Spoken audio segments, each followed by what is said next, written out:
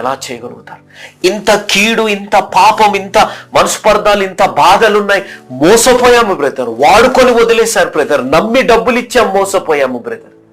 నమ్మాము, వారు చెప్పిన మాటలు నమ్మి ఏది కనుక్కోకుండా పెళ్లి చేసేసాం బ్రదర్, మోసపోయాం. అమ్మా, చెల్లెమ్మ, అక్కయ్య, ఆంటీ, అంకుల్, తమ్ముడు, అన్నయ్య, నేను చెప్పే మాట మీరు ఒక్కసారి గుర్తుపెట్టుకోండి. దేవుడు మీ తోడై ఉన్నారు. దేవుడు నీకు ఒక స్వేచ్ఛ ఇచ్చారు. ఆ స్వేచ్ఛలను పాపం చేశావేమో ఇశ్రాయేలు ప్రజల వలె. ఆ స్వేచ్ఛలను చేసిన పాపాన్ని బట్టి బబులోను లాంటి వారు నిన్ను ఏలుతున్నారేమో, ఆ సాతానుడు నీ జీవితాన్ని ఏలే పరిస్థితులు ఉన్నారేమో. కానీ దేవుడు ఒక అవకాశం ఇస్తుంది.